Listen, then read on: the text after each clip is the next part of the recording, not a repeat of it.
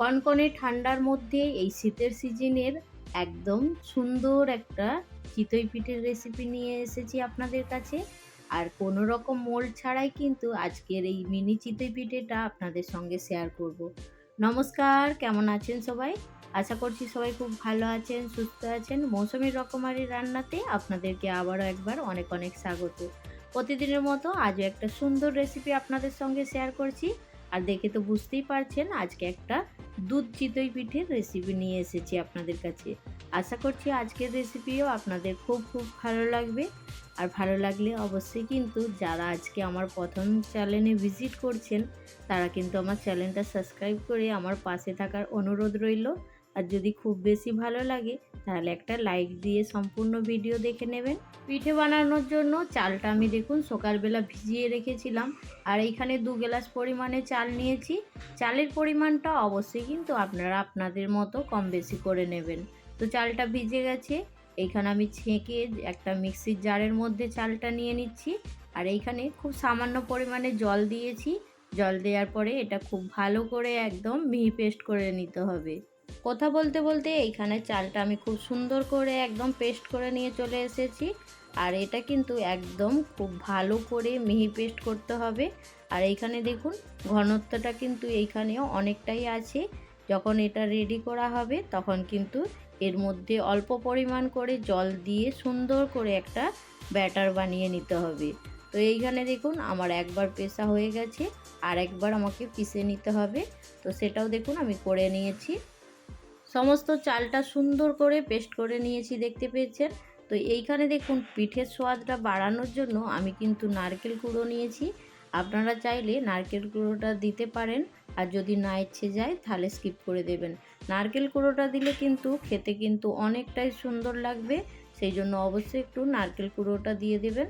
তো এইখানে দেখুন নারকেলটা দেওয়ার পরে আমি কিন্তু এইখানে হাত দিয়ে খুব ভালো করে মেখে নিচ্ছি।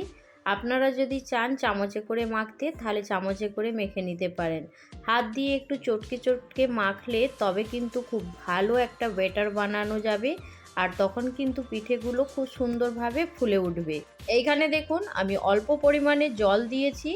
জল দিয়ে সুন্দর করে আবারও খুব ভালো করে মেখে নিতে হবে।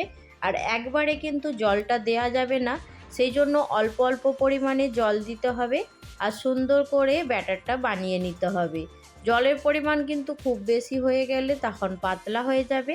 আর এর যে ঘনত্বটা থাকবে না পাতলা না মোটা। তো অবশ্যই কিন্তু যারা এই পিঠে বানাতে জানেন তারা এর ব্যাটারটা কেমন হবে অবশ্যই জানেন।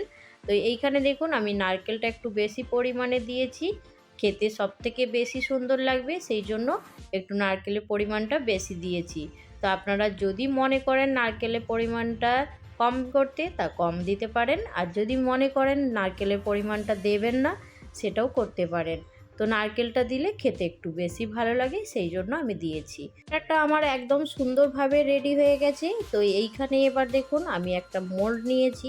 এটা আপ্পাম বানানোর জন্য ব্যবহার করা হয়। তো এইখানে এই আপ্পামের মোল্ড দিয়েই আজকে আমি চিতই পিঠে বানাবো। তো এইখানে দেখুন আমি অল্প অল্প করে তেল ব্রাশ করে নিচ্ছি আগে। আর এইভাবে চিতই পিঠে বানালে খুব বেশি সময় লাগবে না, একদম কিন্তু ঝটপট বানানো যাবে। আর একসঙ্গে কিন্তু অনেকগুলোই বানানো হয়ে যাবে।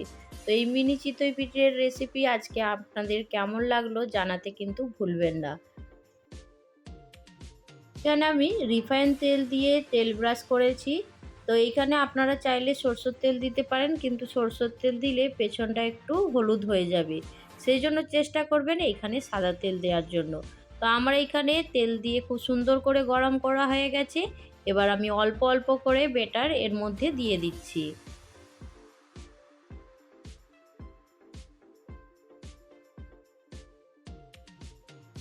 আপ্পাম ছাঁচের মধ্যে ব্যাটারটা আমার দিয়ে রেডি করা হয়ে গেছে।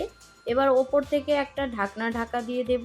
2 থেকে 3 মিনিটের মধ্যেই এই সুন্দর চিতই পিঠেগুলো রেডি হয়ে যাবে। তো 3 মিনিট পরে আপনাদের কাছে ফিরে আসছি। 3 মিনিট হয়ে যাওয়ার পরে দেখুন ঢাকনাটা খুলে আপনাদেরকে দেখিয়ে দিচ্ছি। আর এইখানে দেখুন মিনি চিতই পিঠেগুলো কত সুন্দর ফুলে উঠেছে, দেখতেই পাচ্ছেন। আর পেছনটাও কিন্তু খুব সুন্দর হয়েছে, একদমই কিন্তু জ্বলে যায়নি, একদম কালো হয়নি, কিন্তু সুন্দরভাবে একদম রেডি হয়ে গেছে। এবার ঝটপট করে সব পিঠেগুলো আমি সুন্দর করে তুলে নিচ্ছি আগে, তারপরে আপনাদের সঙ্গে কথা বলছি। পিঠেগুলো তোলার পরে সামনে থেকে একটু দেখানোর চেষ্টা করছি কতটা সুন্দর ফুলে উঠেছে, আমার নিজেরই খুব ভালো লাগছে দেখে।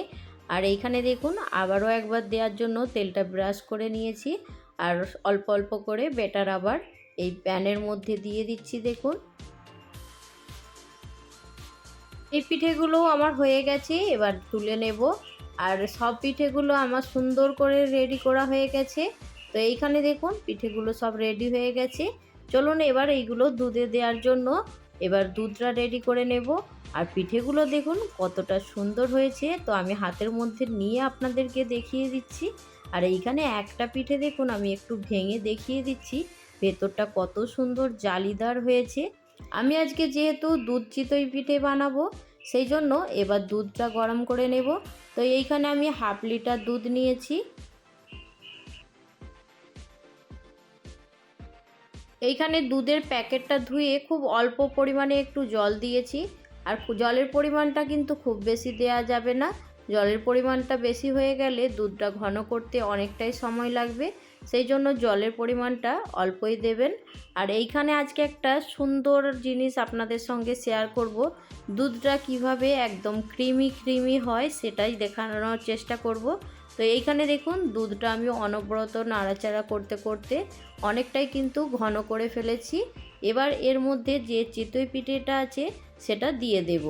দুধের মধ্যে পিঠেগুলো দেওয়ার পরে আমি কিছুক্ষণ খুব ভালো করে ফুটিয়ে নেব দুধের সঙ্গে ফুটিয়ে নিলে পিঠেগুলো আরও সুন্দর নরম তুলতুলে হয়ে যাবে, আর খেতে কিন্তু ভীষণই সুন্দর লাগবে। আপনারা অবশ্যই কিন্তু একবার এইভাবে বানিয়ে দেখতে পারেন। আমি পিঠেতে নারকেল দিয়েছি, অবশ্যই একবার নারকেল দিয়ে বানাতে পারেন, নারকেল দিয়ে কিন্তু অসম্ভব সুন্দর হয়। তা আমি বানিয়েছি, সেই জন্য আপনাদেরকে আমি বলছি একবার নারকেল দিয়ে বানিয়ে খেতে পারেন যদি না খেয়ে থাকেন। তো এইখানে দেখুন আমি দুটো তেজপাতা দুধের মধ্যে দিয়ে দিয়েছি, তেজপাতার ফ্লেভারটাও কিন্তু খুব ভালো আসবে।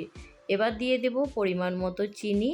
তো চিনির পরিমাণটা আমি বলছি না, আপনারা পিঠের পরিমাণটা যদি কম বেশি করেন, চিনির পরিমাণটা আপনারা আপনাদের পছন্দ মতন কম বেশি করে নেবেন। তো এইখানে দেখুন আমি চিনি দেওয়ার পরে আর কিছুক্ষণ ফুটিয়ে নেব। চিনিটা দিলে দুধটা একটু পাতলা হয়ে যাবে। এবার আমি 1 থেকে 2 মিনিট একটু ফুটিয়ে নেব, তারপরে আপনাদেরকে দেখাবো দুধটা কিভাবে একদম একটা ক্রিমি ক্রিমি টেক্সচার নিয়ে আসতে পারেন। তো এইখানে দেখুন সেটা এবার দেখিয়ে দেব। এখানে দুটো এলাচ আগে দিয়ে দিচ্ছি গুঁড়িয়ে।